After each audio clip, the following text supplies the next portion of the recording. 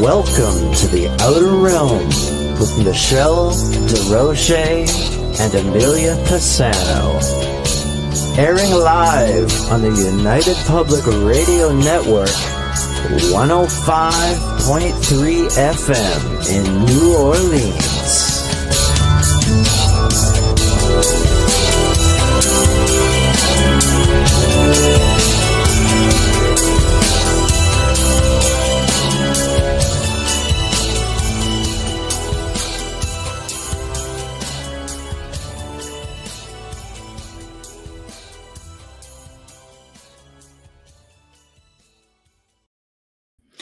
Good evening, everyone. Welcome to the Wednesday night segment of The Outer Realm. We are broadcasting live on the United Public Radio Network, UFO Paranormal Radio Network, 105.3 FM from the Gulf Coast and 107.7 FM from beautiful New Orleans.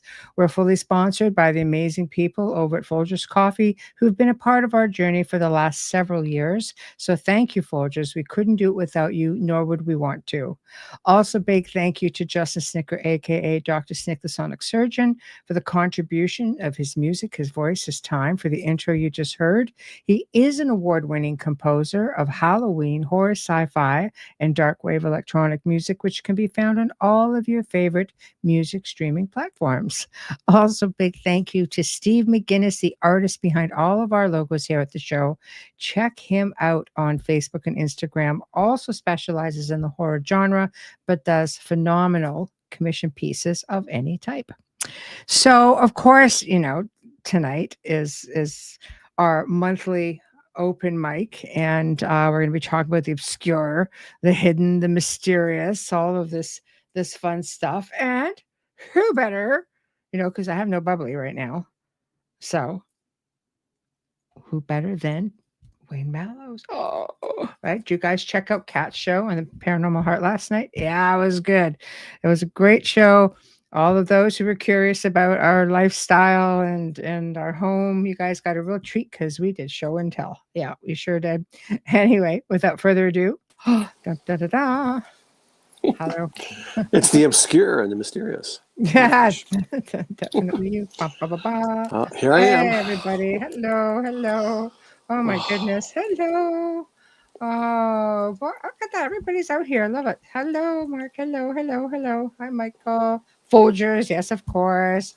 Hello, Patsy. Making our way down. We saw what miss somebody. Hello. Isn't this awesome? I love it. So, where do we start today? We have so much to talk about, and we have I've wrote down all the lines for my Folgers commercial. I just have to rehearse them, and then we can film it.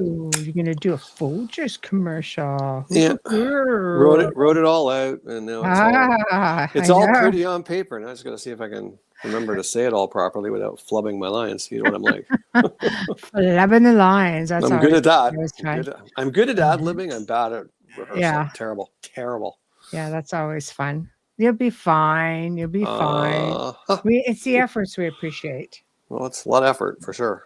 Yeah, it's all the efforts that we appreciate, So I really enjoyed the show at Cat last night. It was a lot of fun. Kind of cool, just sharing little snippets of our past home with everybody. Past home with all its history and ghostly goings on and wild furnishings. And I know. Yeah, I don't miss it. I'll be honest. It's a lot of work. It was a lot of work. My God. Yeah, it definitely was hard. It's definitely hard, but it's it's done. We had lots of good times and just lots of crazy times. And I'm going back on the 7th. What are you talking about? It's done. I'm going back on the 7th. The window in. No, you can't get away from it. No. Heat wave over here too. Really bad storms here. More moving in. So I'm just going to warn you guys. We have backup and stuff, but I might be using my flashlight going like this, so you might just see my face. Yeah, we lost power for about 4 hours this afternoon. It was rough. Yeah, so put a dent in my day. Yeah, I know, but it did lower the temperatures a little bit, which was great. But now they're starting to climb again. So anyway, with that being said, Let's look at a little bit of high strangeness in the news. Kind of crazy, crazy stuff. Let's talk about Annabelle on the road. So chime in. Let's just chime in, everybody. Even the fridge is sweating, right? Yep. Yeah. Cats are just like passed out on the floor. It's like, oh my God, we have a very dramatic cat. He'd be definitely doing that. So the bird's happy. Bird's happy for sure. So Annabelle on the road. Chime in, everybody. What is everybody's thoughts on that? We have, Ed and Lorraine Warren, who went to great lengths to sort of just keep this thing at bay. And apparently now she's on the road. I saw a little clip 2 weeks ago, I think, maybe. Mm-hmm. It was really short little thing on it, a little news clip saying that the title was Annabelle's found its permanent home at a museum display in one of the penitentiaries in the States. For the life of me, I can't remember which one. State Penitentiary. I thought it was. I could be wrong. I could be wrong. I don't know. But I just didn't. Yeah. I'm like, Didn't pay it any mind. Yeah. Ooh, Yeah. Well, I mean, that it was very specialized of people being able to see her. I mean, we saw her at Lorraine's. Yeah, we did. I got a picture of her looking at you with her eyes moving. It was weird how that reflection was. It was kind of like, it was creepy. It was little button eyes. Let's call it a reflection. Shifting over there. Yeah, it was different for sure. Mm-hmm. It was different for sure. I didn't know fabric could reflect anything, but I guess it could. Buttons. Yeah, but the little buttons were in the white fabric and they were over like this. That's not a reflection. That's the buttons moving. It was freaky deaky. It was different for sure. Yep. but I mean, I don't know, guys. Hey, well, Kat, we were just talking about you and just talking about how much of a great show and great time we had on your show last night doing show and tell. That was lots of fun. You guys just have to go check her out. So Annabelle on the road. Chime in. She's supposed to be cray haunted and just really, really, Warren's always maintained that it was very dangerous. So I don't know. Well, even behind glass, there was stories from the Warrens. Behind there, yeah. It was behind glass, and even behind glass, and like people would like, oh, this is nothing, and they would taunt the doll and tap on the glass, and you're not so tough, and people would get injured, and the next day, that night, going home, motorcycle accidents, car accidents. It's just like, is it coincidence, or is it is it really something to it? Mm-hmm. Yeah, I mean, I often wonder, with haunted objects. We talked about this on the show, different shows before, in believing in haunted objects. I believe anything can have attachments. I believe things can attach to items 100%. They can, So with that being said, does it get worse because of all of the belief that we put into it, almost like a tulpa, giving it giving it strength, giving it speed, kind of thing. I think there's a lot to be said for that. I mean, there's a haunted tunnel out here that absorbs energy. That's all it is. It's a million people over the course of millions of years have been going there and expecting to see something. And when you walk in there, you definitely feel an energy shift. But I don't think it's the ghost of a little girl. I just think it's all the energy built up that's stored in the rocks from everybody expecting to see something. Yeah, I agree. I think a lot of it tends to be, how much power do we give something? But anyway, that's what's new in the news. And what about Robert the Doll? Robert the Doll is another one. Robert the Doll is another spooky one. That's a spooky little guy. That one's got he's really hostile too. Ooh. I mean, people have reported all kinds of things happening in there, and upon doing an remote viewing session, you can see what goes on with that thing, and you do see that there's definitely a lot of energy around it and a lot of stuff attaching to it. And I think people coming to see the doll definitely gives it a little bit more, more power. So, like anything. My question to you for the Annabelle doll, What are your thoughts? Like personally, do you think there's an actual demonic entity attached to the doll? Like what did you feel? What are You your know what? thoughts? I personally felt energy around it, and then Hmm. I think to myself, I was in a space loaded with haunted objects Oh because yeah, for sure. it was the haunted museum. So I'm thinking, okay, you have to factor that in as well. I am not one that usually lets things, like, I don't do mind play with things. It's kind of like, you're there, you're not there. There's a lot of controversy around it out there right now, you know, Yeah. and I mean, the doll has been brought out even to be like on Ghost Adventures, and I don't know, how do you move something around like that and take that kind of precaution? And there is a very strong belief, obviously, that these things can be kept at bay, again, behind glass, things like that. But I mean, I don't know, can it, or is it this? Is it a binding prayer? Like, what is it exactly? All I know So is if it was in a box on a briefcase on a plane that I was getting on, I would forego the ticket.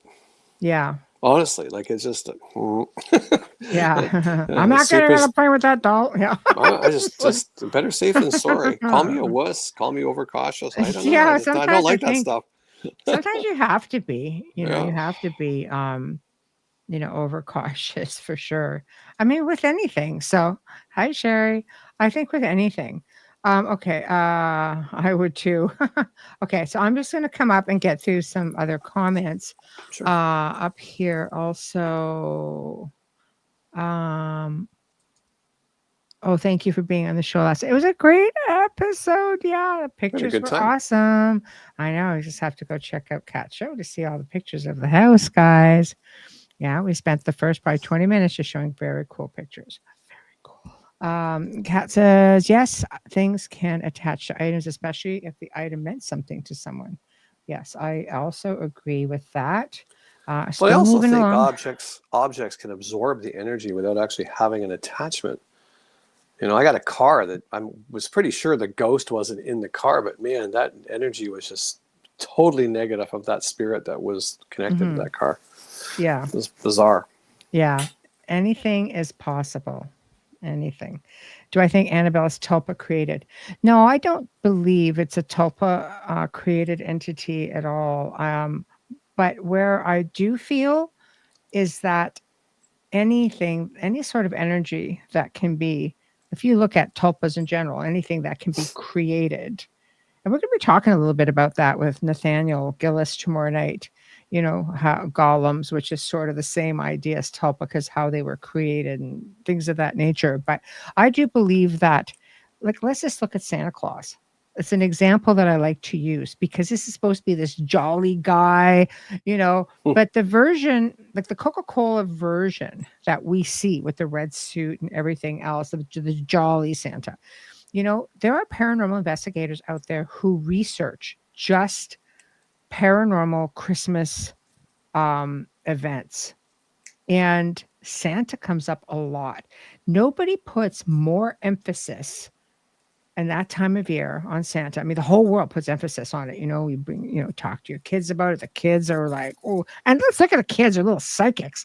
They throw Not out, wrong. like, they project energy like there's nobody's business. So when you start looking all that, and it's the most wonderful time of the year, and we're all projecting because we want our kids to be happy. We want the spirit of giving. It's a great energy. But I think in a way, some of the stories that have come out, not so jolly guy, when he comes down. I mean, this isn't somebody coming down out of a chimney, which you have to ask yourself, okay, we know guys aren't coming out of a chimney, climbing up the roof, coming down, and big guy trying to get into this little space. So, and then he gets mad because he sees people watching him. And there, I mean, one girl even reported she was in her bed and she heard somebody coming down the hall, and this eye-piercing Santa just looked at her and, said, "Go to sleep." Like, I don't know. It's like, we have to kind of wonder about stuff like that. I think we could empower anything, anything at all. And getting to what Marcus said, yeah, Ozzy did have a really bad experience with Robert. It didn't help that Jack was just had the Robert the doll, like, traveling with him either. just to razz the poor It's guy. probably ball lightning. I know, right? Ball lightning for sure. Everything was ball lightning. I know. Can you tell where the vibes are coming from, or just in a general direction? And pertaining to what? To Annabelle? So I think it's Annabelle. Yeah. Yeah. If you can elaborate on that, Michael. I have not seen it yet, so I cannot. I cannot comment on it right now.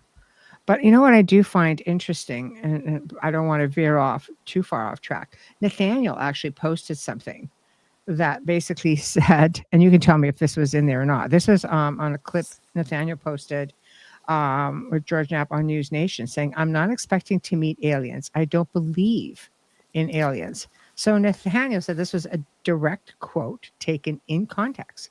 He goes, "Well then, gentlemen," and this is from Nathaniel's Instagram. He says, "What are we researching exactly? If they're researching the phenomenon but don't believe in it is ET, then what are we not being told? Not to mention Matthew Brown's reference to Enochian magic after his initial appearance on Weaponized." Okay, so this must be a little something here, Michael. "I look for GK and JC," okay, so George Knapp, yes, and Jeremy Corbell, "to distance themselves from MB very soon. The mask is starting to slip." So I don't know.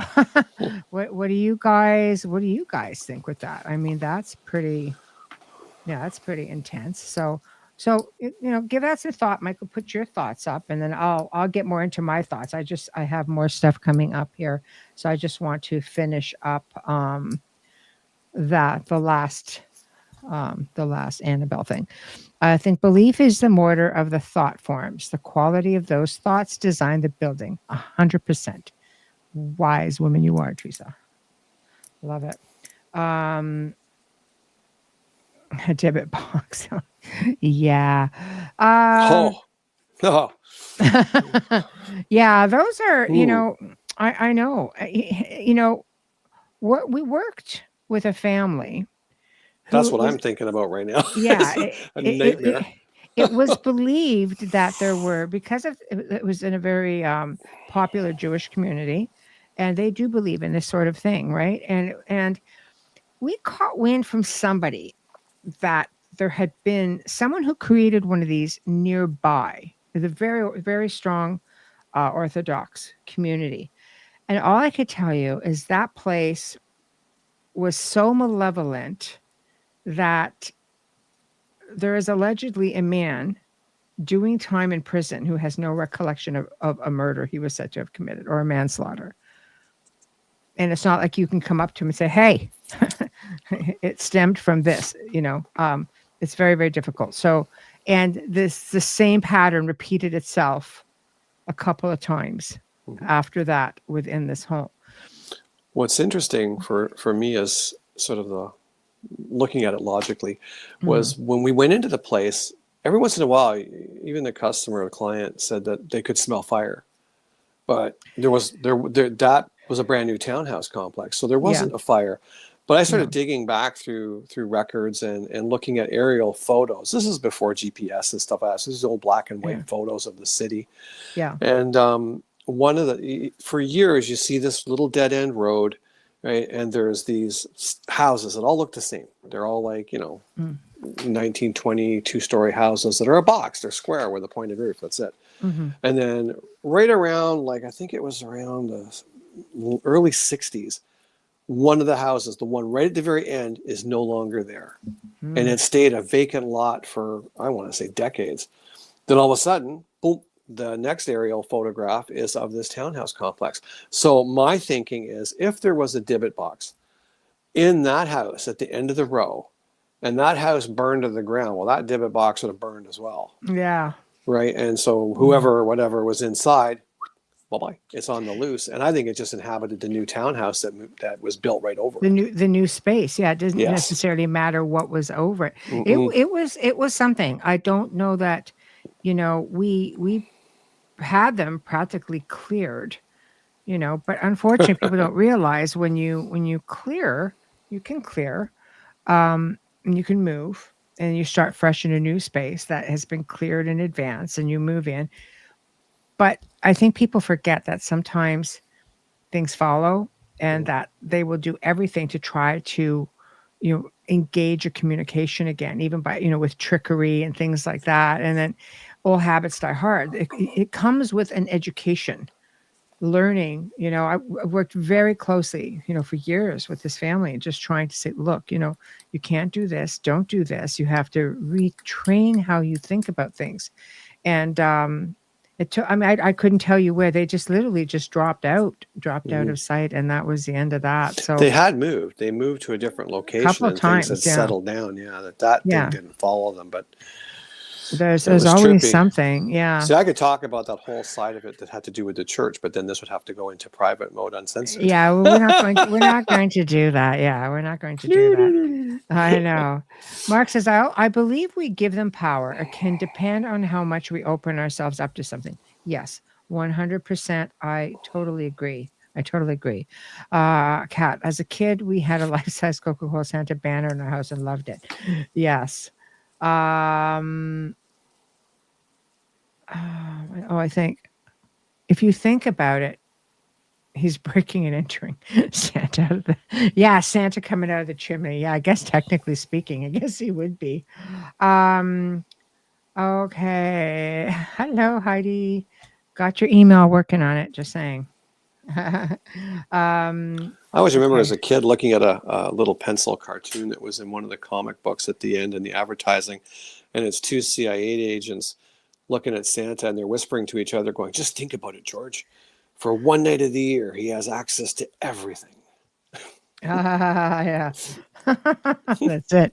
Everything. Okay. So that we're going to finish off with on those notes. And now we're going to go back to talking about George Knapp. So give me 1 second. Hold on. Oh, hello. So almost lost you in there. Hello. They're talking about consciousness and trying to move away from extraterrestrials.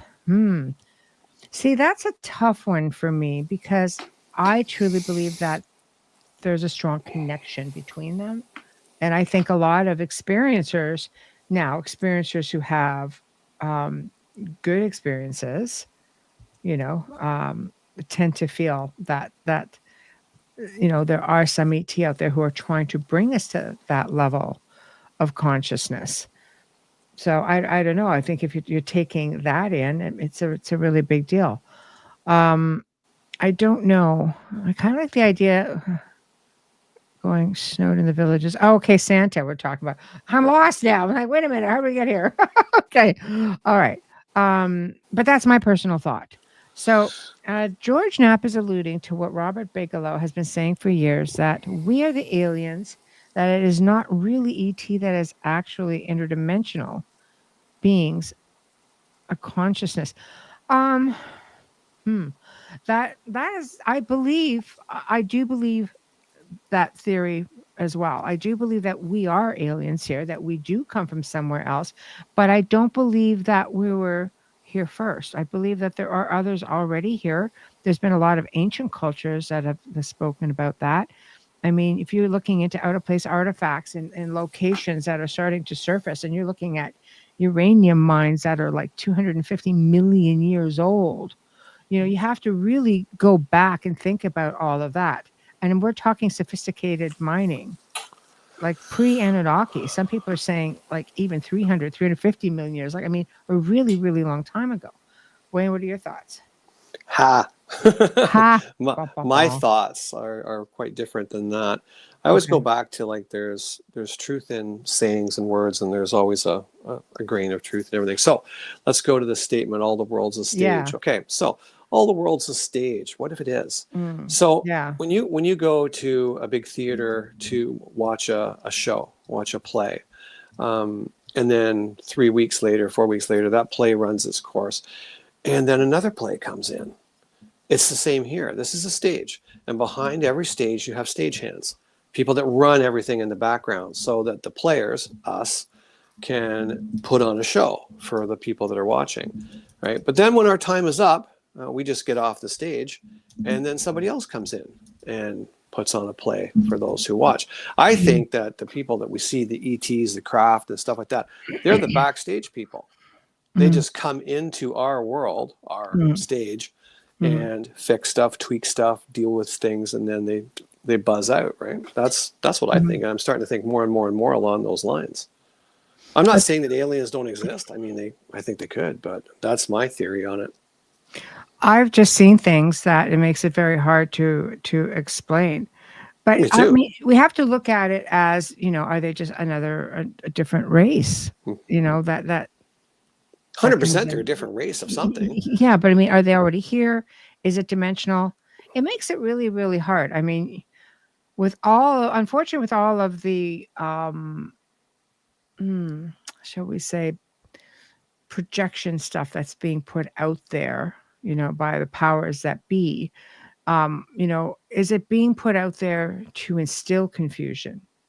Oh, quite possible. But I'm just looking at I used to think that, this space is real because we have pictures of it. And then one guy simply said to me, and where do you get the pictures from? I'm like, well, from books and things like that. He goes, well, who wrote the books? Who took the pictures? He goes, if you dig deep enough, the government's behind it. He goes, it's just, everything you know, like everything else, I guess. Everything that you think you know and you think you understand is wrong. I mean, I hear people in the powers that be, they say, the reason we hide it is because you can't even begin to fathom and understand it. I think we could get our heads around aliens pretty quick. I don't know if we could get our heads around that. Nothing exists. I think that would blow everybody's mind. Oh, exactly. But where did the Incas go? They just disappeared. And where did the Aztecs go? They just disappeared. Like these cultures just get vanished. I guess the play is over. So they just take the players away. Scene. Yeah, or the scene. Yeah. The scene. I just think if this is a big playhouse, you're going to have multiple shows every I want to say every year, but it would be, let's say every 10,000 years. Okay, show's over. New people come in and they have a new show. Yeah. Just a thought. Yeah. I know, folks, I'm nuts, right? It's okay. I know. Well, while we're on this topic, Michael says, yes, Michelle, the story of Gilgamesh and the Anunnaki. So here's something that just surfaced up. And I follow this page. I really love to give credit where credit is due. I follow a page on X called Flat Out Truth.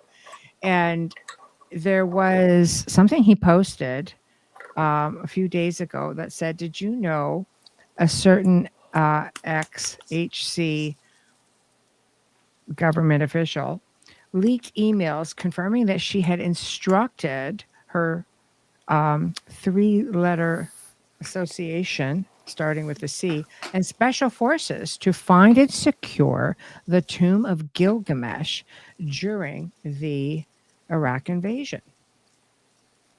I'm like, what? And this basically, I think the record search came up from January 1st, 2000, from what I'm seeing, to August the 6th, I believe, 2022. And it was believed that it had been found. In fact, now what's coming out is everybody is thinking, oh, is that the real reason that they were trying to get into this country in the first place? So we have to ask ourselves, were they trying to get into this country in the first place for that? Some people believe they were looking for portals, like stargates. There's a whole lot of hypothetical reasons, that have been thrown about. But, when I saw it, because Michael mentioned it, I'm like, oh, wait, that's right. That is something that came up. So I don't know. That's something interesting as well, right? Okay, so let me get back into some comments. Maya Inc. are still around. They just retreated back into the forest in migration. Yeah, I mean, their descendants are still out there as well. So absolutely, definitely goes on. Wayne, you're not crazy. I believe as you do. Life's a stage. Could be. Absolutely. We start thinking about things. It gets a bit crazy.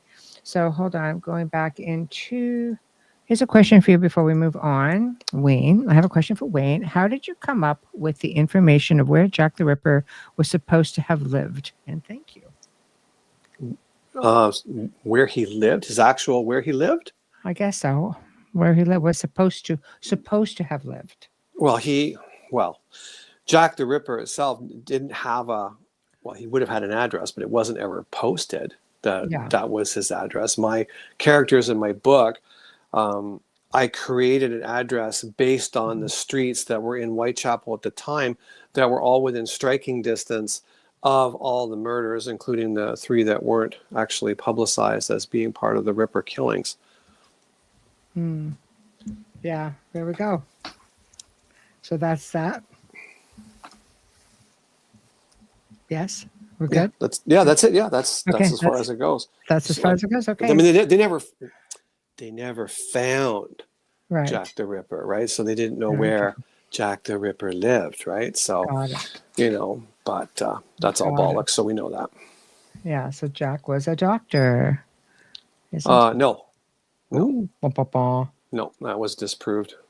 Wow. That was disproved. They even went as far as interviewing the royal family, and the Queen at the time basically said to the investigators, "Come on in, check everybody out," because they thought it was the Queen's surgeon because there was an illegitimate child running around, and they wanted to make sure that was taken care of. So they thought immediately, "Oh, it's the royal family," blah blah blah blah blah. But when they investigated the surgeon at the time, his hands were so bad. He had syphilis, so his hands were just crumpled up. Mine was gone, and his uptake, his intern, had not even worked on a live body yet. He'd only worked on dead ones. So that was quickly got rid of pretty quick. So okay, next, I guess we're getting in the news right now, guys. So I'm going to put up an article to share it with you guys because this just came my way before we got started. So I thought, let's just share this up, and so you guys can actually see the picture I'm talking about.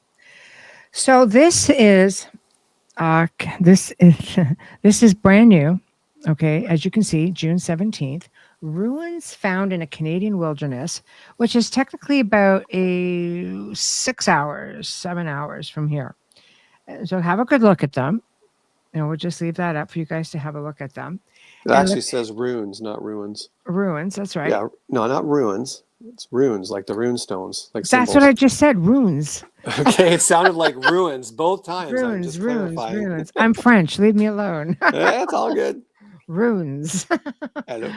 Anyway, so this was found deep in the wilderness. Okay, northern part of Lake Superior.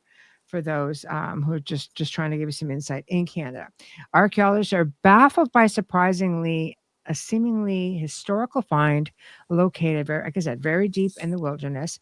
And what it seems to be, it's a massive slab of bedrock, features a hand-etched rendition of the full Lord's Prayer. But here's where it gets weird. But the religious text is not inscribed, let's say, in French or English. It's actually composed of over 250 symbols from the oldest known runic alphabet. Right? So the only reason, of course, that this was okay, hold on. The stone became exposed only after a tree fell near the town of Wawa, which I've been to, a small town, very, very top part of Lake Superior. Closer inspection showed that someone had etched 255 runes into a roughly 4 by 5 foot section of the slab. Additionally, they took time to add a detailed illustration of a boat, an additional 16 runic signs, and 14 X markings. So here it is right there. There's another image of it. So, of course, this caught the sight of a gentleman named Ryan Primrose, president of the Ontario Centre for Archaeological Education, and he was stunned by the images. So it's obviously very least expected discovery of his career. But what about the runes?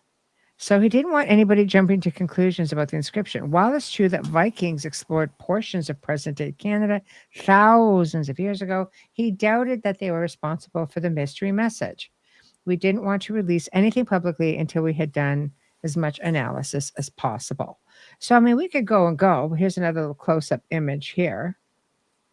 So the group's patience and endurance paid off. He said that it was written with the Futhark alphabetic runes first developed by the Germanic people between the 2nd and 8th centuries CE. That's a really bloody long time ago, isn't it? That's like Ooh, amazing. you almost full pod. Bye-bye. Right? I know. I almost did a faux Oh, pas. you Faux almost did. pas. Ooh. Dun, dun, dun. Dun, dun, dun. Are you kidding? You know how many people do that on this network? I'm just kind of Ah, including like the Grand Poobah himself. I know.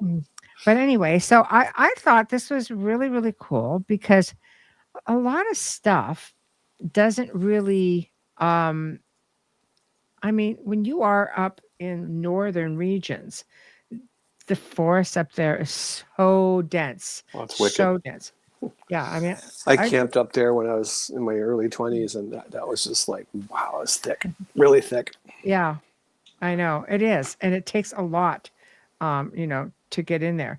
And that, with that being said, though, right there, Jim, Blind River, know it well, been through it, absolutely. Was found a Viking winter encampment. The Ojibwe has similar root words to Old Norse. Also, legend has it that the people were warned of crazy, light-faced people with shiny sticks. The Berserkers. See, right there, that's crazy. Right there. I know. That's crazy. See, but I love that because I trust the word, of our indigenous people. They have their oral history, and it's just not, it hasn't been fudged with. Kurt Sumerian cuneiform. That's very interesting. If someone says that, what it says, don't believe them. It's something never known, but still almost no one can read Sumerian. Truth. Absolutely. Absolutely. Old Norse. That was my thoughts as well. Absolutely. A linguistic professor and Trodium confirmed the similarity of root words. See, there we go. Right there. So It's a shame it'll get blown up in a mishap during mining accident. No evidence found. Let's hope not. Well, come on now. No. Come up to the big boy and girl world. Yeah. Gosh. Wow. So, hey Brian, how are you? Hello. Yeah, exactly. So, okay, so that is that. Root words have those sacred primordial sounds, songs, and vibrations. Yes, and yes. Anyway, so I thought that was an incredible discovery because to go that deep into the forest and a tree falls over and you just happen to see this incredible history. It's just like incredible. I love it. Well, up that way, I mean, there's not much topsoil anymore. When the ice age came through, that scraped that right down to bedrock. There was very little. So when the trees actually grow, the roots don't go down, they go out. So when these big trees blow over, it literally pulls the entire root mass out of the ground with the ground and exposes all the rock. So it's quite feasible that rock had been there a long time, and it grew over it. When the tree came down, it probably pulled away, 30 square feet when that root mass pulled up. Absolutely. And there's also like the weather up there is just so harsh. Oh. It's so harsh. Winter's unbelievable. And the mosquitoes are the size of your fist. No, exactly. So you get into that and it gets a little bit hairy for sure. Absolutely. Okay. Next, we're going to talk about another story that I came across. And I've heard of this one before.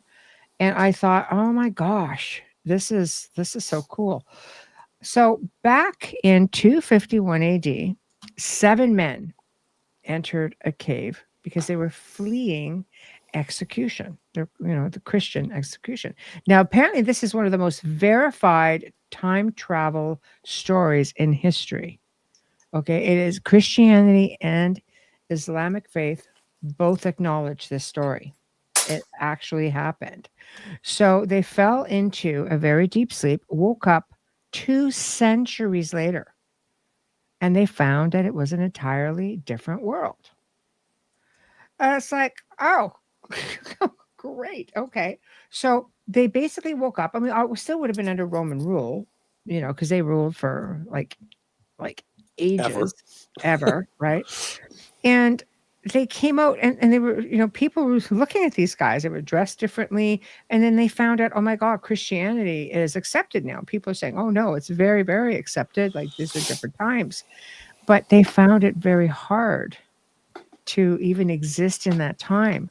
So ultimately they went back to the cave and they all hunkered down. And you could see there were indentations to where they had laid for like they had been all this time, and they went back, all of them, and kind of hunkered back down into their places. They fell asleep, and literally they never woke up. Like they were said to have like died, passed away like immediately. It's just like, so sad. But I thought, oh my God, it's what an incredible story.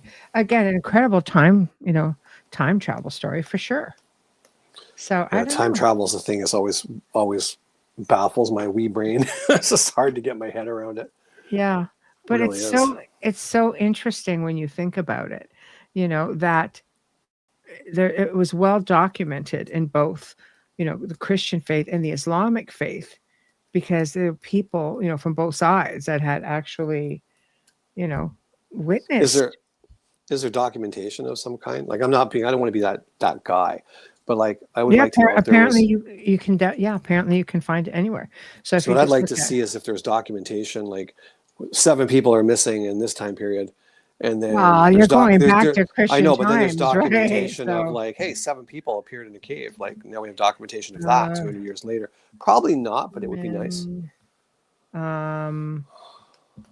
Fell asleep.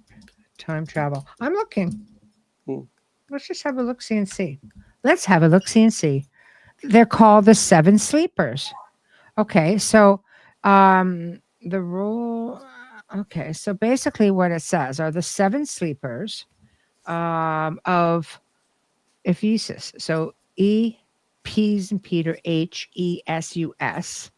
And of course, it's different in Islam. I can't even attempt to pronounce it.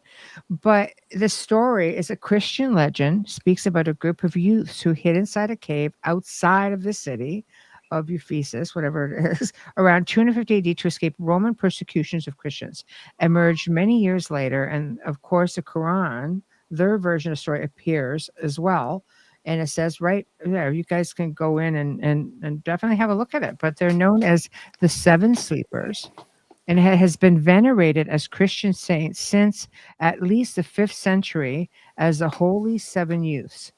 And in the Orthodox Church and the Catholic Church, they are venerated individually as well. Wow. So, I mean, it goes on and on and on. So you most certainly can go in and look that up. So that's where it is, Yeah, I know. He just had to be that guy, right? I always have to be a guy. Always. Boy, oh boy. I'm a skeptic, but I'm a believer. It's totally. Yeah. I'd be interested to know if that when they died in those 7 places, when they went back, were their bodies found, or did they just sort of absorb into the rock and disappear because they're in a different time frame? Well, they knew they went back in there and died, so they must have found them. They must have. Someone must have. I would imagine that they would have been quite a curiosity. Oh, I think. You know what I mean? Quite a curiosity. So I'll drop that down. So anyway, yeah. I mean, you guys could definitely go and look that up. I think it's super interesting. Yeah, you are that guy. It can be. Keeping it real. Keeping it real. Try living with him. Yeah. Hey. That's right. That's right. Okay, so what I want to talk about next is there's so many different things that we can go to here. Noise under Antarctica. Have you guys heard about this? Did you say noise? Noise. There's okay. These noises that have been found under Antarctica. Give me a moment. I'm just trying to find. Okay, here it is. So this is, again, brand new information. June the 14th. Scientists detect mysterious radio waves coming from beneath Antarctica's ice. Researchers using balloon-mounted instruments to discover signals that should be physically impossible to detect. I don't know. So according to this, there's a little video here. I'm on Fox News. course, but they have a whole write-up on it. So I took what I could get. So a group of researchers in Antarctica have found strange radio waves coming from below the ice. According to the results published in the Physical Review Letters, the mysterious radio waves were discovered by the Antarctic Impulsive Transient Antenna, aka ANITA. During this experiment, the researchers analyzed signals traveling to Earth using a variety of instruments, using balloons, blah, blah, blah, blah. The goal was to gain new understanding of cosmic events throughout the universe. So, according to the release, the reason Antarctica was the site of these experiments was due to little or no interference from other radio waves. However, they found radio wave transmitting from under the ice instead. Kind of makes you wonder, like the ice is really, really thick. And they detected these things at really steep angles, like 30 degrees below like the surface of the ice. So I don't know, they would be undetectable normally, but this is a thing. So I don't know. Thoughts? No, if we're reading it, then it's obviously nothing because the military is all down there. If that was something real, they would have squashed that before there was even a breath. Yeah. There's only a couple of places on Antarctica you get to go, and then the Yeah. rest is completely off limits. Yeah. Yeah. So True. keep that in the back of your mind. If we get to see it, it's Mhm. probably benign. Well, they're giving us little snippets. They don't give us anything. Trust me. A Nevada company assassin force. I heard about the signal from under the ice. Well, we know. I that's a whole other show, and it's coming, by the way, beginning of July. Saying we're going to be talking some Antarctica. Anyway, there's a lot of things I think under there. You can get into the Perry Reese map. You could see that it was all under there. There was civilization. There's all kinds of stuff. Why it would be protected. You have to tune into the next show, not the next week, the week after. There's a lot there, and there's a lot of information out there. There's whistleblowers. Look up Admiral Byrd. There's a lot there. He's talked a lot about this. You can get into right down to World War II, the Nazi movement. You can get into Hitler. You can get into the fact that there's a very strong belief that Hitler, by the way, was like supposed to be a Rothschild. I'm still reading up on that. I read this a long time ago. If you factor that in and you see that Rothschild Island is right beside Antarctica, you might kind of go, what? I'm just leaving it out there for all, our conspiracy theorists. If I've got the history right, and don't quote me on that, I thought Admiral Byrd, when he went down there towards the end of the war, after the war, he came back and basically said, we have bigger things to worry about than the Nazis. Oh yeah, for sure. Yeah. So, but there were also UFOs. There was there was a battle in the air with UFOs. Well, that's what I'm thinking he was referring to, because his fleet got pretty chewed up down there. Yeah, there we go. See, there's a lot. There is a lot out there. But again, I think it's a whole other show. So we're going to leave that one right there for now. But I think it's going to be really, really fascinating. So let's get into the missing 411. Well, I thought you meant stuff I leave around the house and I can't find. Yeah, that could be a thing too. It's like a whole other world. A whole other world. Yeah. Now, those of you who tuned into Cat Show, you actually saw some of the pictures, got to see some of my chairs. We know how I love chairs, right? Yeah. Anyway, it's there. But anyhow. It's an addiction. It's not. It's an addiction. It's not. Stop. I'm pretty sure it is. It's not. I don't talk about it. Okay. So. See? I love chairs. I cannot help it. We never mention the word addiction. Shut up. Anyway, okay.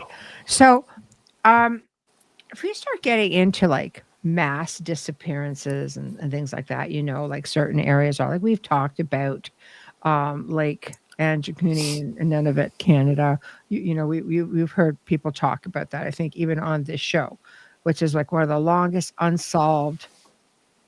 lasting unsolved cases, right? what happened back in 1930. Like I think we talked about this. I mean, if you want me to rehash it, I absolutely can. But the one I thought we would concentrate, because more people seem to be aware of the missing 411 disappearances throughout the wild, the wildlands and the forests. And so at the time that I researched this, there was an estimated 1,600 people that have been missing to this point. And a lot of people seem to think that actually some of the most reliable information, by the way, seems to come from Bigfoot hunters, because they launched a database of wildland disappearances that had occurred under mysterious circumstances. So according to, to Paul Paulides, is that, I can't remember if I'm pronouncing that properly, the founder of North America Bigfoot Search, most people tend to disappear in the late afternoon and during or before severe weather. So when bodies do get found, they're often searched in areas without clothes or shoes, hypothermia being ruled out, which makes it kind of alarming, because you have disembodied feet or limbs, some with shoes on, some off, and they just wash up into the shores of British Columbia, or Washington State, because they're close. And some just show up like by themselves, sometimes in pairs. So I think one of the more common was a 3-year-old child went missing in rural North Carolina. The temperatures had dropped below freezing. It had been raining. 3 days later, the child was found alive. What made no sense is that the child was a quarter mile from where he went missing. The family, puzzled, said, how the heck did he end up 4,000 feet in elevation in his bare feet? So they're convinced he had been taken by a Bigfoot. So that's why I think Bigfoot gets, blamed for the disappearances, UFO abductions, things like that. But it's believed, obviously, that, the people that are missing far exceed the 1,600 and are still missing on public lands. So, Wayne, what are your thoughts? Because you and I have actually watched stuff on this. Yeah. Right? Yeah, I find it fascinating. I mean, some of them disappear, they never found. There was one, again, I think it was a little boy that vanished, like on a trail, like a little trail. And he was with his uncle. But they found that kid. But we're talking, like, I want to say, like, under 10 miles away. But it was snowing and all kinds of nonsense. They were saying, well, it was a bobcat that dragged him, a mountain lion that dragged him. But there was no drag marks or no bite marks. There was nothing. How did this little kid, walk that many miles in that kind of temperature? It's phenomenal to me how it could even happen. I mean, you have some pretty credible witnesses. I want to sharing with you today about these 4 guys that have been friends forever and a day, and they'd go hiking like a couple times a year, and they were on a well-known trail, and the older guy was laughing at the younger guys, going, well, youngins, I'm going to push off, and catch me if you can, kind of thing. And they're like, yeah, old man, whatever, get moving. Yeah. And they watched him walk up the trail. They picked up their duffel bags, looked again, he was gone. And their first thought was like, good God, he's really motoring. We got to catch up. And they ran up the trail, and he was gone, never found. Not a shoelace, nothing, zero. Where did that guy just vanish? They can see for miles around in every direction. Where did he go? It is fascinating, because I remember seeing a story where a mother had left her son in the car. She could see the car. For whatever reason, she said she was just going up the small embankment or a hill to retrieve something, and then she was coming right back, and she said, I never took my eyes off the car. Like, I wasn't far from the car. Like maybe a couple 100 feet, like if that, in between there. And she goes, he never left the car.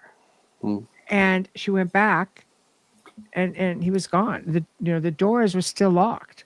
Yeah. So, I mean, of course, anybody could there be foul play? Sure. Nothing is foolproof that way. But it kind of reminds me of other stories where people are saying, you know what, we were walking, there were 3 of us, and we were all in very close proximity.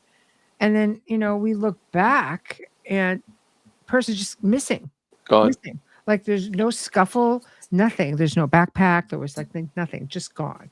Well, there was a case not that long ago, again in the U.S., and a family was out camping, like just in a proper campground. It wasn't like they were like trespassing or anything like that. Mm-hmm. And this little boy went down to the creek, to fish or whatever, and they looked, and the fishing pole was still there, but he was gone. Mm-hmm. And they had a massive search. They had to drive back and get the sheriff, and the police came up, and they scoured that place for 3 days. Mm-hmm. Never found anything. And I was like, on the third day, they found a kid just walking along the creek, not far from where he'd been fishing. Right. And they were happy to get him back. And they said, like, where were you? He goes, I was with the little people. What do you mean, the little people? And That's he's like, interesting. yeah. He said, I fell, and the little people got me. And they Mm-hmm. took me to their place, and they got me food and water, and they brought me back. And they just said, well, we're going to leave you here. Your parents will find you. So I love that story, because when people disappear and they never find them, you never know. But when somebody comes back and says, this is what happened to me, like this little kid could not have survived out there on his own. No, I don't think, for that amount of time. Mm-hmm. It's so interesting though, because there was a story where this one little boy had said that it was a gorilla that saved him, and then we have this one with little people. So I mean, yeah. So I guess it brings us to exactly this. So maybe that's why maybe ETs might show up with Bigfoot sightings, or they may be tracking how humans and Bigfoot interact. Okay, well, I would think it's possible, and let's think about this for a moment. A lot of these national parks have underground bases, apparently. In North America in general, I'm sure around the world, I'm sure it's just not exclusive to us. No. But if that's a thing, it sure is a curiosity. Yeah, it's that hidden in plain sight, right? Well, it could be. And let's also explore this for a moment. We can create portals. Portals are not hard to create with energy, I mean, some people do it all the time. There are portals everywhere. And I'm not talking. Speak for yourself. I can't even get the back door open. Are you kidding me?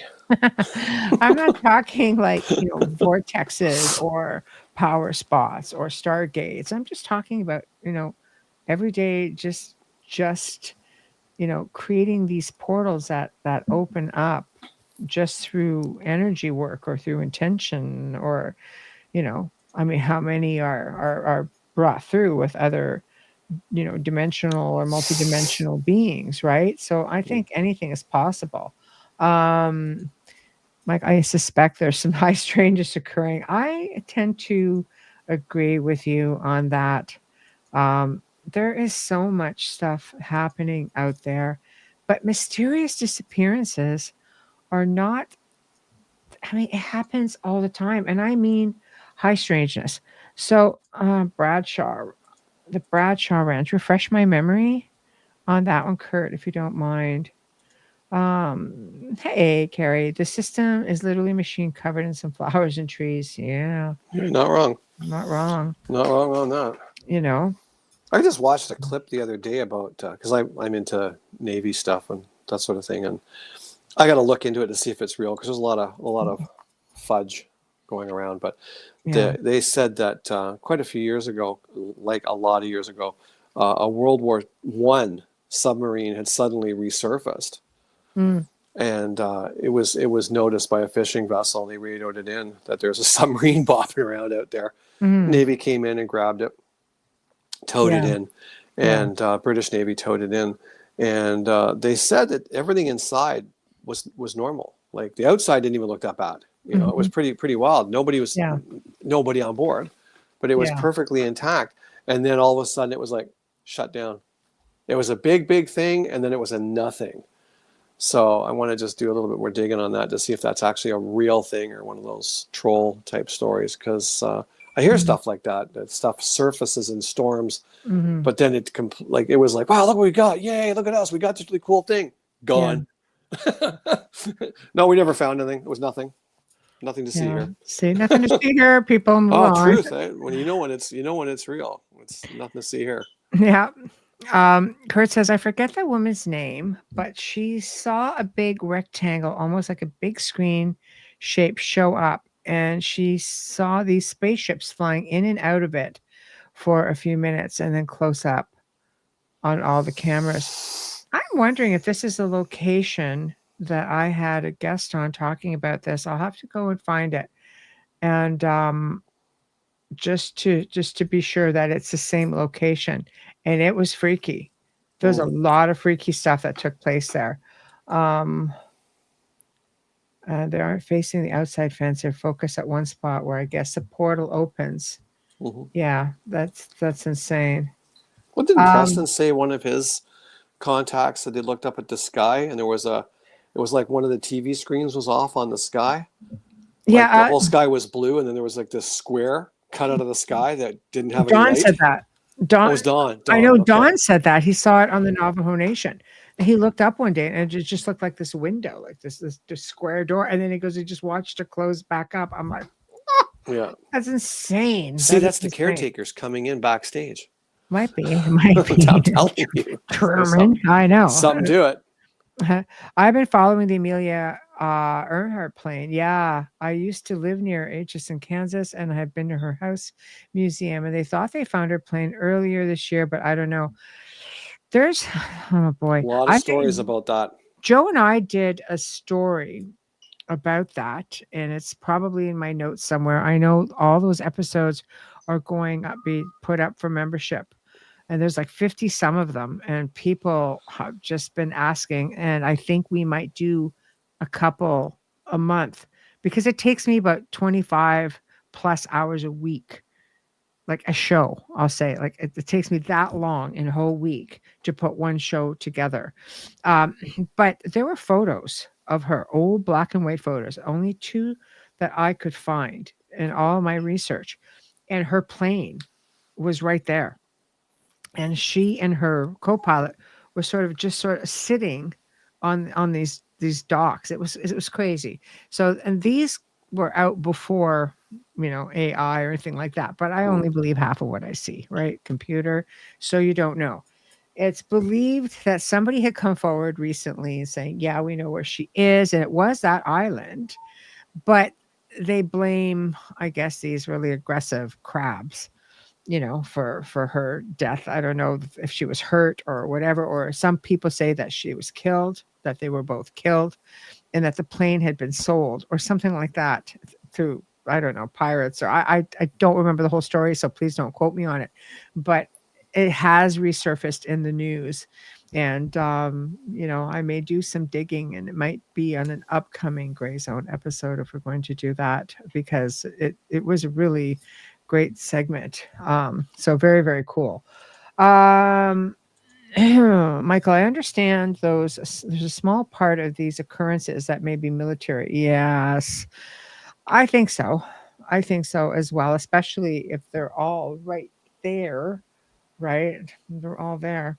I have to say, it was interesting because through those parks, a very interesting photo was captured on a trap camera at one time, and I don't want to just say which park it is. It wasn't my photo, but it was shown to me, so I don't want to just blabber everything off. I'm not supposed to. But what I can tell you is that there was one eye that showed up in this camera, and it was that of a gray, because you could see the crown, you could see the head, part of the head, and it was no lens. There was no lens because the thing was taken at night. This was night vision. So you just saw this round blue eye. This is crazy. So that might be a little hint as to what's going on there as well. Right? Thank you. Okay, right here. Yeah, that's how she described it, about the same Ross Coulthard. Yeah, did on the show, and don't feel this. I just listened to the people he's interviewing. It's fascinating. Yeah, it is. It's really fascinating stuff. And the older Skinwalker Ranch researchers said that they saw a blue sky beyond, a door that opened in the sky. Yeah, that's true. Same idea. The Navajo Nation also has, like, the whole mesa just crosses through all of these properties all along, because they're probably about 3.5 hours, I believe. The Navajo Nation, their mesa, maybe roughly 3.5 hours, ballpark, maybe 4 from Skinwalker Ranch. So But if we start getting into other disappearances, here's one that took place. It's called the Lost Soldiers of Nanking, China. And it happened around 1937 during the Second Sino-Japanese War. An entire military force of 3,000 heavily armed men simply disappeared. So, I thought that was kind of interesting. So That's a lot of people to disappear well, without a trace. there's mixed information, because first I said an entire force of 300, and then the other snippet kind of said that there were 3,000. But I think the way it's worded, you could take it either way, but I think it's more like the general or the colonel went in and put another 3,000 heavily armed soldiers to reinforce this 3.5 kilometer line, right? They were defending some bridge, which was a very strategic place for them. So anyway, upon arrival, they came in to see this entire line of over 3,000 men were gone. So I think we lost 300, and then 3,000 after that. There were no signs of a struggle, no blood, nothing seemed to be out of place. There was no sign of 3,000 men moving through any areas along the route. After the war, attempts were made to find the missing troops, yet all efforts failed. So even though the Japanese did all they could to cover up their own atrocities, they claimed to have no record of ever coming upon these troops between China and Japan. That's a lot of people to lose. You'd think something would turn up from that time frame to now. Somebody would stumble over something. I know. I know. It's freaky, but it goes to show that their entire groups of people who just disappear. I mean, just disappear. Here's one in China again, a mass train disappearances. In 1945, a train carrying hundreds of passengers from Guangdong to Shanghai never arrived. Intensive searches failed to find any evidence of the passengers or the trains. Weird thing is that the only noted thing that seemed irregular while searching for this train was an odd lake that seemed to have sprung up out of nowhere.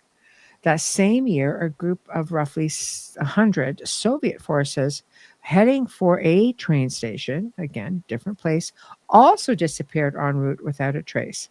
So upon investigation, all that was ever found was a camp that was partially set up and a fire that had been put out, but no sign of where all the men went. So, what the heck is that? Well, look at that! Look at that case in California where that blimp, that airship, two-person airship, just floated across the bay and then crashed into a house, and it was a Navy one. And when all the authorities were called, and there was nobody on board. There's nobody on board. The parachutes were all there. Everything was intact. Everything was working. The two pilots were gone. Never found. See, isn't that crazy? Never found the guys. Yeah. See, this is happening, all over the world. I think the missing 411 gets so much attention because it's nationwide, but it's worldwide. I just think we're able to find someone who's able to map things here. And don't get me wrong, with missing 411, bones have been found. There have been hikers and such. I mean, there are natural disappearances where people have basically just died, animal attacks. Like there's just so many different reasons, but they got such high profile attention that a lot of these other situations absolutely don't. Came from another reality to say hello. Oh boy. Lazar explaining the propulsion mechanism you feel. Okay, that's a total other conversation going on here, so we'll let that one go.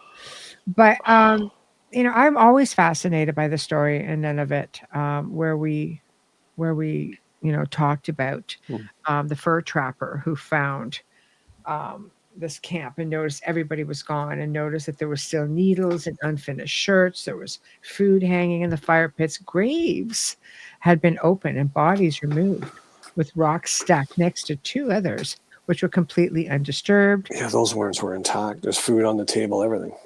I know. They don't believe it was the work of animals, because I mean, the RCMP actually went in to do an investigation of this. This would be like the Canadian version of the American FBI sort of thing, right? Special police forces. And the pack of sled dogs were found nearby, dead from starvation, which unnerved the Mounties, which were the police, as there was a massive storage of food and shelter only meters away from where they died. They were tied, which suggests that the village had only been abandoned for a short few hours, yet these dogs died quickly and were buried under 12 feet of snow. But after long investigations, officers used buried that were found nearby, suggested the villagers had been gone for 2 months. So, I mean, they tend to migrate around, but they usually take everything with them. So this did not make a lot of sense. So officials noted that it was odd for them to leave their weapons, provisions behind. Therefore, seasonal abandonment did not make sense. Police noted there were mysterious lights pulsing in the sky above the lake while investigating this. Northern lights are very common in the area, but these lights were not what they were accustomed to seeing. The lights they saw were bluish and pulsing, unlike northern lights, which eventually faded into the darkness. Nearby villages reported to police that there were numerous sightings of strange lights in the sky over the abandoned village. Yeah. So, I don't know. They wouldn't leave their dogs. That'd be like leaving your car. The sled dogs were like their life. Like without the dogs, you're dead. That's simple. Mm-hmm. So yeah, but you start looking at things like that, and you start asking yourself, like, where does this stuff come from?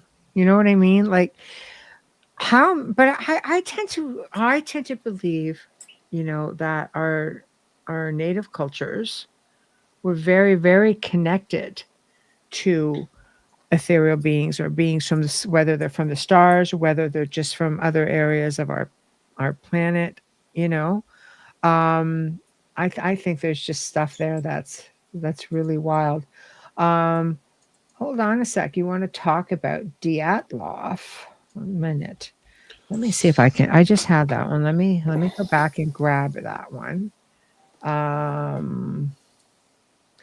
Because I had an update on Dyatlov, actually. Yeah, nothing wigs me out more than that woman on that video. Nothing. I know. Well, hold on here. Let me go back and look. See if I can just bring this back up. Okay, hold on. Where was it? I had just looked at this. I don't even know where it went now, because I just got rid of it, because nobody's going to want to talk about Dyatlov. So basically with Dyatlov, Michael, because you mentioned it, and I'm going to try to see if I can bring it back up for a moment. Okay, here it is. 1 second. Okay, there it is. So 1 second. Let me just get everything. See, I'm doing a faux pas right now because I'm giving you some of my gray zone notes. So this is the this is the Dyatlov with the update. Okay, so we all know, that we had 9 skier hitchhikers mysteriously die in the mountains of Russia. We know the story of Dyatlov, right? We know how the bodies were found. We believe the powers that be will tell you, oh no, this could all be explained. There were military exercises going on. But here's what a lot of people don't tell you. Okay, so right after that whole thing happened, okay, which we're going back into like 1959, on February the 10th, 2021, a group of 8 tourists vanished in the Russian mountains near the Dyatlov Pass. They paid homage to the site to pay their respects to the Dyatlov 9. They did not check in. They did not leave at their designated time. they still appear to be missing. And I had done this story at the beginning of 2022. So I don't know. So that, that kind of makes you think back to yourself, that's very, very interesting. So another bunch, went in and disappeared as well. Well, the locals, like the inhabitants there. I mean, it's not a city by any means. It's just like little villagers and stuff like that. When you look at their maps, they don't call that mountain what the Russians call it. They call it Death Mountain. Yeah. All the villagers call that area Death Mountain. That was before Dyatlov. It was. They said, don't go up there. That's Death Mountain. It's not safe. It's true. It's true. So, and they did take interesting pictures of that, Michael. I mean, one that looked like, in the journal, there was one picture that they found that looked like there was something looking at them from behind a tree, which looked a lot like a Yeti. And one person wrote in the journal, "The snowman lives." And that's what they called it. So when you're looking at that, I think officials were trying to say, no, that was a soldier. I'm kind of like, what? Yeah, I got a problem with that, because if that was a military soldier keeping an eye on this group of skiers that are heading into a military test zone, that individual would have come down and said, okay, what are you doing here?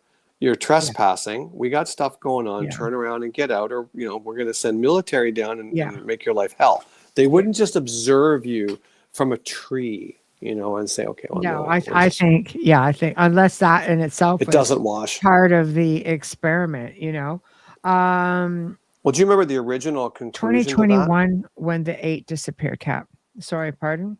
That's okay. The original conclusion that was drawn by the investigating government authority said that they met an unstoppable force of nature. Yeah. That's what the official cause of death was, an unstoppable force of nature. Right? Yeah. Yeah, exactly. Why were their clothes radiated? No. we did a good chunk of show on this, and you can do so much. There's so much research, and of course it drew so much attention that officials came up and just said, okay, it's this and this, and you think yourself, there's just no way.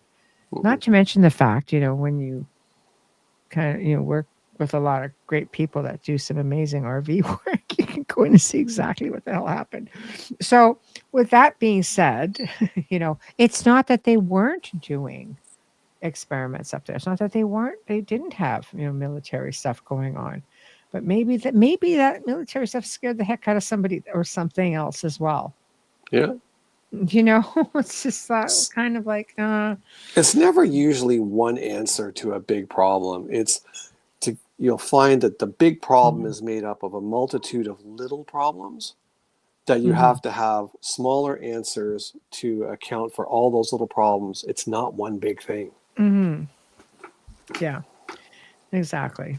So again, this is just one of those places that end up having a tremendous amount of attention, but it took a long time for a lot of that to surface, So I don't know. It's always really fascinating. It's just like doing, I think we did a show on where we included the Bermuda Triangle, because there's so many things about the Bermuda Triangle, and people are just like, oh, come on, it's the Bermuda Triangle. And, there's a lot of scientific reasons. 100%. There's a lot of scientific reasons as to all of that. And there's some that maybe just are not, scientifically explained away. And in fact, when I did that show, and I don't have that in front of me, but when we did that show, there was also another update of someone who had just disappeared again recently, like a very recent thing. Because I go in and I find all kinds of things, you know what I mean? So it's just like, things happen. Right? Things happen. Well, there's stuff on this planet we'll never understand that are natural occurrences. And then there's other occurrences. So, yeah. But I mean, getting into missing people, we could let's talk about, missing just mysteries on average, not just Well, things like my that are, memory. yeah, it's pretty much missing. My memory's missing. I'm remembering that. I know. I'm always fascinated by things that can't be easily explained away. One of the things that I've always been interested in is the Devil's Codex, aka the Devil's Bible, right? I wrote the And Vampire Bible. Does that count? yeah, that could work. But the story goes with this thing that the monk sold his soul to the devil, and he had been sentenced to be walled up alive as punishment for breaking his vows. And they say he wrote this, in a night. More probable, probably took one guy 10 to 15, 25 years to write it, is what scholars are saying. It would take him a few hours a day to do that. But to avoid being walled up alive, he promised the monastery that if they let him live, that he in return would write a book that would contain all of the human knowledge in just a single day. So to fulfill his promise, he sold his soul to the devil, right? And this is where the mystery lies, is the piece is extremely long, and it appears to have been written by only one person over a very short period of time. So anybody, I think, who's kind of leaning to the fact that this could have been written like over a long period of time, they're saying no, it looks like it was done like relatively quickly. So according to the legend, this is one person, one night, and it was created using more than 160 animal skins, and it takes two people to even lift it. It contains a complete Latin translation of the Bible, a multitude of other texts, medical formulas, texts on exorcism, a large depiction of the devil himself, and works from the cosmos of Prague and all kinds of things. Hippocrates, but 12 pages are missing from the text. So it leads to another mystery of the content. Some people believe that they were secret satanic texts, including writings to conjure the devil himself. The piece is said to be cursed, but guess what? With that being said, you can go and visit it. It's possible to see it with your very own eyes at the Treasury Room at the National Library of Sweden in Stockholm. We're going. Who's with me? We're going. I know. So, the thing is there, and it's been examined, it's been looked at, and it's just not. Hold on, I'm going to bring up some pictures. One sec. I think I may have. As my arm. 1 sec. It's big. Looking over here. 1 minute. Okay, I just did like an image search on it just so you guys can have a little look-see at it. So let me look. Let me bring her up. I mean, it's interesting what you say about how it's been written, because every pen has a distinct shape to it. Especially back then, they weren't ballpoint pens; they're quills. Yeah, so you could see the marks all the way through, that it's the same hand and it's the same quill all the way through. It's like a typewriter. It's got a little nick out of the letter E, and it's distinctive to that typewriter. Yeah, it's exactly right. And this was like hand done. But look at the size of it. When you look at, you have a human just trying to turn the page. And what was interesting about this is, I believe before it ended up here, there are stories that stated that it had caught on fire and it was in a box. And I guess the location it was in had caught on fire. The only thing that didn't burn was this thing. It was this book, So that's crazy stuff. You just look at this. It's just very, very, very interesting. So there it is. I mean, it looks like some of the people I used to work with. Oh boy. So I mean, just look at this thing. It's nuts. It's nuts. But these things exist, and that's just one example. I'm talking about. Well, I don't think we were talking about it at all until just now. So it's so nope. The Devil's Codex, yeah. So what's it called? The Devil's Codex, and Richard, automatic writing. Isn't that an interesting concept. Could it have Yeah, been automatic writing? very well could have been. I mean, But you have to think too, though. Like if it, like I remember being in school, like even in high school, and writing essays and stuff. My hand would cramp after 15 or 20 minutes. yeah, yeah. Right? Just trying to write a 3-page essay. I can't imagine a human Uh-huh. being sitting down automatic writing because your Yeah, hand is still flesh and blood, bone. it's So you true. you had to have some kind of like, Yeah. no, it's lack of a better word, a possession within you to take control of your Mm-hmm. flesh and blood to Mm-hmm. make that happen to that speed. You'd cramp, your hand would fall off. Yeah, it would. That's to do it in one night. That's insane. Could be channeled material, and yeah, um, AI being used to decode it. I would think. Why? I mean, AI. I think is going to love it or hate it, and I'm not a fan. But I think that it's going to bring a lot of things to life. It's going to open up doors, of knowledge if they feel that, we should be made privy to that knowledge. Let's not Nope, forget never there was hear a it. market for manuscripts that were heavily involved and full of art, and it was intentionally meant for entertainment purposes only. Yes, yes, I agree with you. I do agree with you. Pieces of collections that are simply asinine and have no meaning and are simply meant as art. Yeah, exactly. The fact, though, that it's sitting in a very prestigious museum, though, is, I think, again, makes it a little bit questionable as to why would you bother. But again, it apparently, if memory serves me correctly, I remember reading something along the lines, and I'm pretty sure it was this book, that where it was before, where it sat for a really long time when it left the monastery, that place burned. Could even have been part of the monastery. And it was in a chest, wrapped up in a trunk, and it never burned. It's the only thing that did not burn in that area or that space. So I don't know. It makes it sort of something that, you My know. thoughts on that are like if it's in a prestigious museum, it's probably benign. If it Mhm. was really something, it would be in a collection somewhere that you'd never know about. Yeah, Sadly. you're probably not wrong on that. Yeah, it was a great movie, Michael. It was a great movie.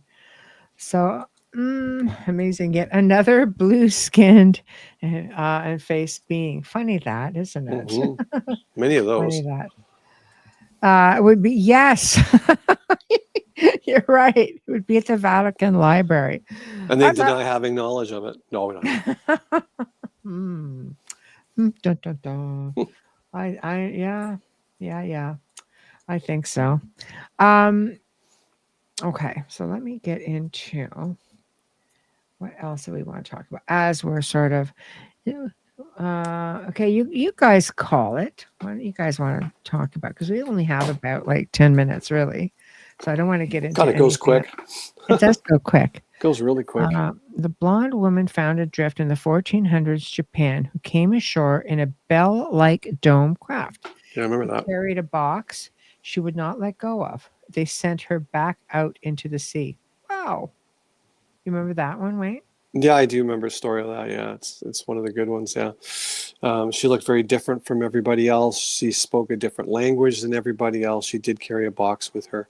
Wouldn't talk Mm. about. Well, she couldn't talk about it. She tried to explain what she was, where she came from, but it was a completely unheard of language. Mhm. Mm. So they said, nope, better go back where you came from. Disappeared, never came back. Oh, see, that's just crazy. So is that like another arrival, like ET kind of through the Stargate or from the oceans or dimensional? You know. How many people have we, as a civilization, just tossed aside because of differences? How much knowledge did we push away? Well, look at the moon people in North America, like up I in have a whole I the have a whole northern thing. states, right? Yes. Yeah, but that's the Cherokee legend. But that's just a Yeah. whole people that are no longer here. Yeah, they were there. It was believed that they were there before Hmm. us, and the Cherokee were very much interacted with these these beings. I have a whole thing on it. That's probably going to be on the next open mic. This is a whole pale lot. skin, Yeah, big eyes, big only came out at eyes. night. They Yeah. did not like the sunlight. Mm-mm. Much like me. Yeah. Okay, hold on. Much like me, you're funny. The other is the alien buried in a Midwestern cemetery. Yes. No one is allowed to exhume it. No one's allowed to touch it. In fact, it's very cool that I do have this story somewhere also, by the way. It's very cool that the townspeople remember the story and that they're very protective of the site. I think it's just amazing that I think there was somebody, though, who tried to exhume it at one time. I can't remember because I could be a different story where somebody came in and tried to take an alien that this town had that they tried to bury. I'm sure it's probably the same one because a doctor was brought in after this crash, and I believe like he's the one in the small community that they actually decided to bury him and put up a stone for him. It was just I loved it. It was a great I never story. even heard of that story. So I did it. Joe and I did it on the Gray Zone. It was a really good story. Really good story. The Nazi bell that vanished during a trial. Yeah, that could be a thing too. The first UFO crash before Roswell. Yeah, just in some small little town. I think it was. Yeah, I think it may have been in Texas. So you see, there's just so much. They removed the original headstone from the spot. Yeah, just you can't blame them. I mean, people would have been digging that poor little guy up, But isn't it interesting because some believe if you look at I'm just trying to Stardust Ranch. The I think so much craziness happened on that ranch as well. And when the homeowner would kill a gray, the others would come and get him right away. I know. Isn't it nuts? Cat. That's what it's like being my head cat all the time. All the time. Try living here. It's crazy. I know. Wayne will be looking at me and I'm just like, always going. You can almost hear it. It's just crazy. 14 conversations going on at the same time. I know. I love it. I love learning new things. I love doing these open mics because it's just, I'm pulling out a little bit of older information just to give so much more detail. But technically speaking, there's just so much. And I'm kind of hoping that Nathaniel, who will be here tomorrow night, could shed a little bit more on the whole George Knapp interview, because I'll tell you, that's kind of freaky to hear that you don't actually believe in ET. But I mean, to each his own. To each his own. But I don't know. When you're looking at consciousness, I do believe it's just a strong connection. There's a whole bunch of us living here. There's a whole bunch of us living here. Yeah, there are. But doesn't necessarily mean they came from the stars. What if the stars is a projector? I know. What if we really are living in the Truman Show? Could be. Yeah. Every ET entity expects all of their breath bodies to be given back to them. Yeah, I don't doubt that at all. Nothing found because the ET body was moved. Yeah, as it should have been. Because I think somebody tried to take it. I think somebody tried to take it. I'm sure it was the same story.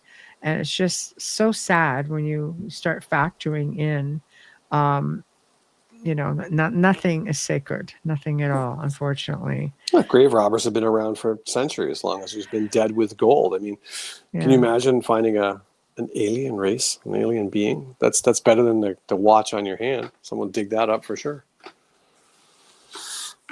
Maybe. We're like I always say, we're not the first kick at the can here. There's just so many. There's just so many that have been here before us. You just start to see the evidence, and now with technology, it's coming up. Things are starting to surface. The planet is giving up her secrets. Technology is helping. Um, that is a little bit controversial. What are your thoughts on it? It's like one of these things that it falls into the Grand Canyon, and that's going to be another. That it's also going to be part of another show that we're doing at the beginning of July. But they're talking about this cave with all of this Egyptian stuff. And if I'm not mistaken, wasn't it there a connection between a couple of these researchers, the same guy who found it, something along those lines? I have so much information in my head, I can't always connect the dots when I need to on demand. But I think that was one of the reasons why, like, the person who found these was very controversial as a guide and so on, being in the area. So there's sort of half looking at this as something serious, but yet Peru is well known, in Chile, very well known for its UFO sightings and ET sightings and so on. So it's not out of the norm for them. I have a deep delve the subject and have viewed multiple hours of MRI scans, as well as sent off MRI scans and videos to other doctors that have told me there is no way they can make a statement. See, that is interesting to hear. Yeah, see, there you go. You don't want to make a statement. Evidence speaks. Yeah, exactly. Interview of Amazon tribespeople were shown a picture of a bug alien, and they knew of it, claiming it lived in the caves of the area. There we have it. So where do we go? No, but apparently I have family lines. I have lineage in Peru. Yeah, lineage everywhere. What do you want from me? I'm a Heinz 57 of everything. I don't know. But so I don't know. So where do we look? Where do we look for some of this information? I always say I love to go to oral history. Throughout the world, places I've traveled, I love to look at the oral history. I love to look at the ancient civilizations, the indigenous native people of the area. And that's where I believe so much of the truth lies. And Don Yazzie proved me right. Don and Yazzie and Darren Yazzie.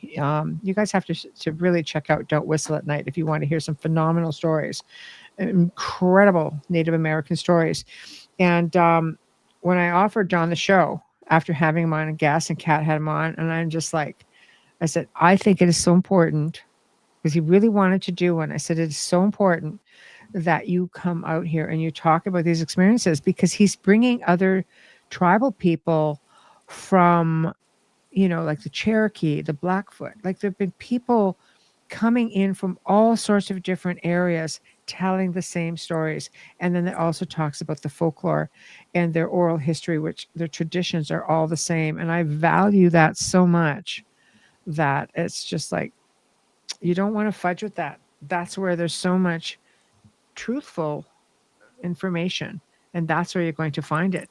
You get to different parts of even on the Navajo Nation, that they have petroglyphs and such. It's just like, you're not allowed to go there. They'll tell you what it means, and there's some you can see, but there's just some it's just not meant for everyone. Nope. Gotta remember too, they were here long before we were here. They know this land. Sorry. Kazon said I was on the crew that built Göbekli Tepe. I joke about that all the time. When the Apollo landed on the moon, they found Michele's business card. Whatever. When Alexander Graham Bell made the first phone call, they got Michele's voicemail.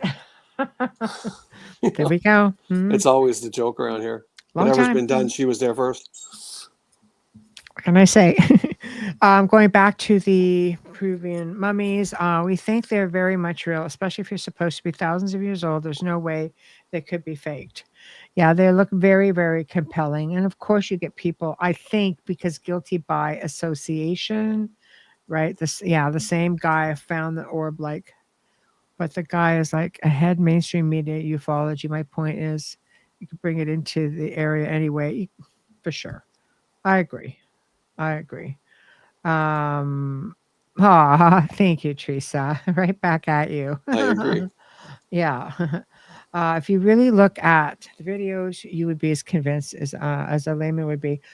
I remember doing a story on that. We did it on the Gray Zone before they started bringing things out on, um, you know, as a thing. Before Peru came out and said, okay, this is a thing.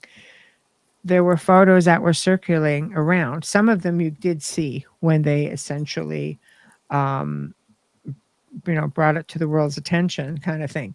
And there were some there that we showed, and they looked pretty compelling, especially the ones that looked like grays and they had like the reptilian, a little bit of the reptilian skin. It was extremely compelling. But because you're looking at the guy guilty by association, you're not really putting a lot of merit into it. So I'm glad you looked into it. I think it's very, very interesting. The Nazca lines, 100%. Navajo. Yes. Yes. So, have you seen the native group that hunts ghosts and spirits? They bring traditions and beliefs to experience. I love that. I think there's No, but I'd love to. Yeah, I think I have a group of people who are on one of my group pages, and they were posting some things out there, and I love it. I think it's very important. You have to understand traditions and beliefs. Dawn is amazing with bringing some of this forward, and being of a younger generation, what, the Navajo Rangers. Yeah, Don talks about them. He's from the Navajo Nation, and he knows rangers out there. But these people all grew up having these experiences, or still having these experiences. It's just an unbelievable place. And being of a younger generation, he's not afraid to talk about skinwalkers. He won't go, for example, over the top, because he still respects the beliefs of his elders, and he's very, very respectful.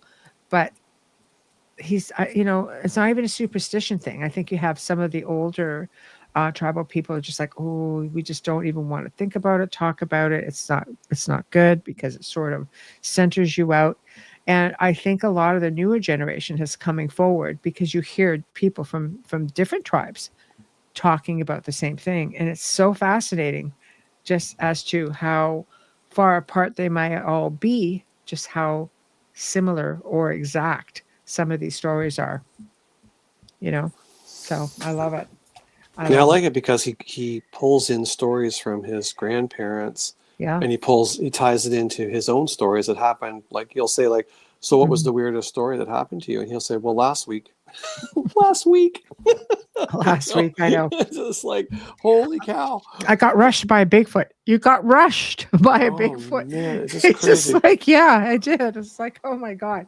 He's just, it's just such he's just so pure at when he talks about it. It's so nonchalant, and like, this is part of our life. We have people in our community who are losing livestock. This is stuff that still goes on. Like, we see things on TV, I think, and we look at that and go, oh, wow, you're lucky to see a Bigfoot. I mean, he's shown me pictures. I'm just kind of going, that has to be the most incredible picture I've ever seen. Yeah. This is on my trail cam a couple days ago. that, or he'll say, oh yeah, this was just sent to me. It was taken like a day ago from somebody who just lived over here. And I'm just like, it's just like, what? Clear as a bell, not like one of those fuzzy kind of like it could be, or it might be a bush. No. There's absolutely no doubt. But I think you have to look at the real fear that, some families and some people are going through when their livestock is being killed. And you are sitting here thinking people have to live that way. Like, they really are. They're living that way in fear. They can't leave their, what can you do? You think you can't bring the livestock in. I mean, the things are just like knocking at your door and your window, and what the heck? It's just, it is very, very difficult. But look at that. Something's going by. I highly recommend, like, the show, is doing so well that it's already 2 hours. So I think they did 3 that were only 1 hour, and just said, do you think we should go more? Because there's so much to say. Yes, your guests want to talk, do it. So check out Don't Whistle at Night from 3 to 5 p.m. Eastern on Sunday, and you will hear some of the most incredible stories. The incredible stories. If you're interested in skinwalkers, you're interested, like Skinwalker Ranch has nothing on the Navajo Nation. And I say that lightly because I know that they have all kinds of stuff and they've been researched and researched and researched. And you have all of this stuff going on. If you've listened to Kat's segment, if you've listened to the 2 segments that he did with me here on the Outer Realm, the stories are mind-blowing. But there's even more stories on his own show with Darren. So please check them out if you haven't. Go check out even the archives and just go check them out. Honestly, you will not regret it. It's really great information. So, guys, you guys have been awesome as always. And we will. When's the next one? Let me see. When the next open mic is. So far, guys, we're looking at June 18th. So, or no, sorry, not June 18th. Look at me. I'm already here. July We're doing another 23rd. I'm having a time slip. Time slip, yeah. But cattle mutilation, unfortunately, is a topic. Yes, absolutely. But these are just being, like, yeah, they're just being taken, devoured.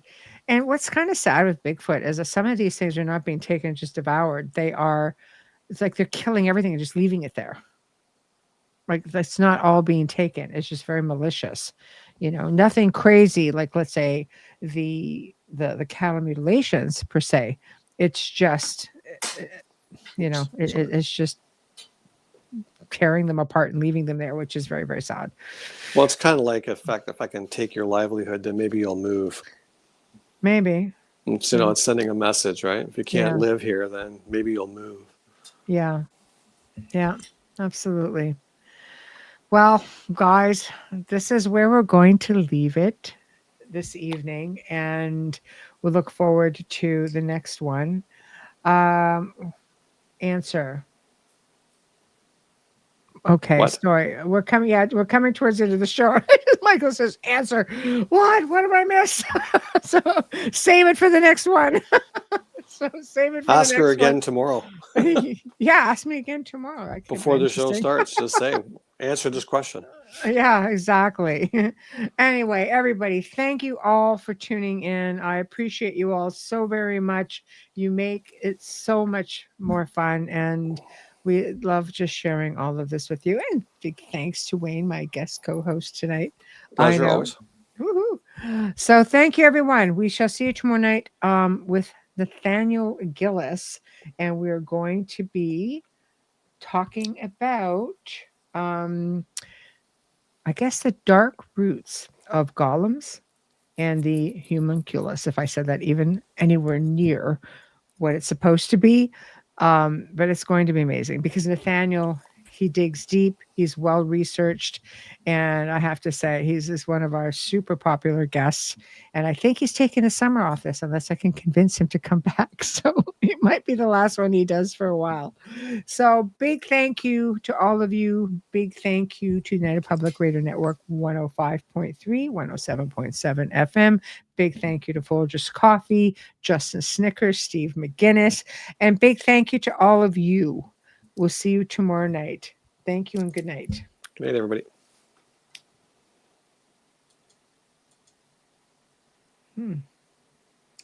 I can't end.